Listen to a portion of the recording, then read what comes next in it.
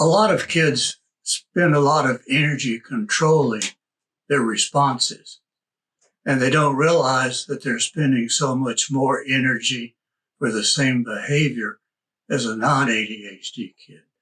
So they reach a point of kind of emotional exhaustion and explode.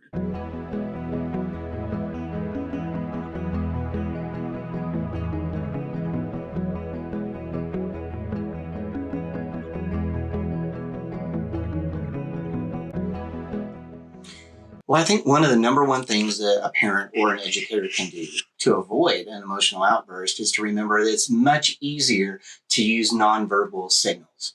If I'm trying to redirect you or you're beginning to accelerate with your behavior, then if I raise my voice, you're most likely going to raise your voice.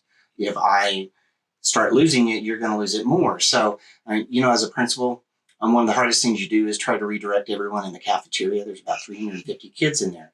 So I would always use clapping, and I would clap a pattern, and they knew that they were supposed to reclap that pattern. What it really did was break whatever they were doing, their attention on whatever they were doing, saying, oh, he needs us right now. But it is a lot better than yelling over a microphone or something like that. Same thing with a parent. When you have a child coming to beg for candy in the grocery store, then you need to have a preset signal that says, we're not going to talk about this right now. Whether it be this or, this, time out, whatever it is, because the more you can decrease the verbalization, most likely you're going to decrease the outburst in the kiddo. I think that kids need wait time, they need warnings, they need the use of timers. And what I'm talking about is we had a parent, I think you remember this, we had a parent that was asking us how to avoid the meltdown at bedtime. Right. You remember that? Mm-hmm. And she said, how do we avoid the meltdown at bedtime? Well, a lot of kids with ADHD have a real hard time with shift. And they have a hard time shifting from one activity to another. And it can create a lot of tension. It can create a lot of anxiety. They can get overwhelmed sometimes because they're in the middle of whatever they're doing. So I think it's really a lot better to say, okay, 5-minute warning.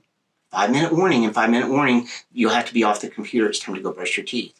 And you begin to set that pattern. And with some kids, you'll have to remind them at 5 minutes. You have to come back at 3 minutes. You might even have to add in some smaller time frames so that what you're saying is you're giving them that opportunity to begin to shift themselves, to self-regulate rather than you trying to regulate them.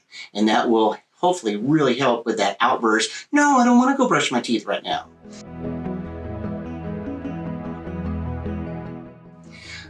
If they're in an outburst altogether, I would always say it's really great to have a cool down spot.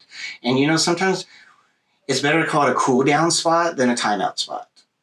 Sometimes we want timeout to redirect, but sometimes if we're just having a meltdown, there's a place. You need to go down that cool down spot. We're not going to talk right now. We're not going to interact because you're not ready to talk to me now. And when I come and see that you're ready, then we'll talk about this. And you need some distance from me, from everybody else, your cool down space. I also think it's really great to teach kids good breathing techniques. Everything that we know about meditation and redirection has a lot to do with the breath. And the breath, if you start focusing on the breath, it naturally not only calms your body because that oxygen is going through that body, but it also calms your mind because then you're focusing on the breathing.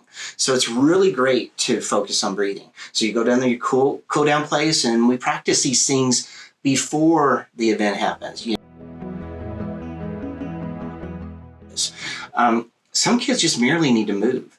Sometimes when kids have real high anxiety, they're overwhelmed, they're beginning to have a meltdown, that's the time you say, let's go for a walk. Let's go for a walk and let's do something different. Let's be in a different place. And oftentimes with those kids that are hyperactive, they just need to move. And sometimes we don't realize that part of the frustration is they just haven't had an opportunity to move.